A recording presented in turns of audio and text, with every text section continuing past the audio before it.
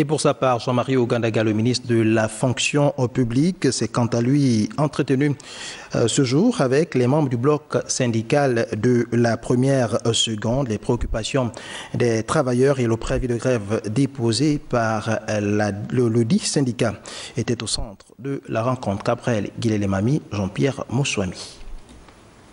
3 heures d'horloge, c'est le temps qu'a mis cette rencontre qui a réuni les membres du bloc syndical de la première seconde et le ministre de la fonction publique.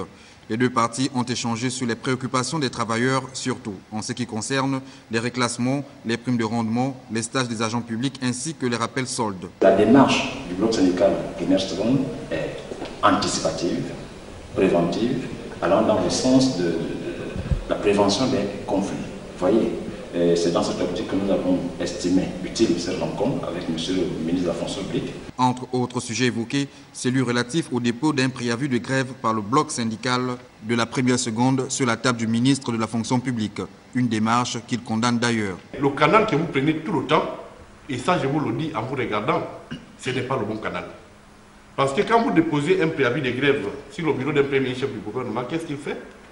Il dit arrêtez tout et mettez-vous dans la disposition de régler ces préavis de grève qui peut avoir des effets positifs comme négatifs. Jean-Marie Ogandaga a par ailleurs souligné l'importance d'une trêve sociale dans la relance de l'économie du pays. Lorsqu'on veut relancer l'économie, comme le chef de l'État l'a dit hier, on ne relance pas l'économie en arrêtant de travailler. On ne relance pas l'économie en bloquant l'administration. On ne relance pas l'économie en bloquant les entreprises. Le ministre de la fonction publique a rappelé à ses interlocuteurs que ces portes restent ouvertes pour toute négociation.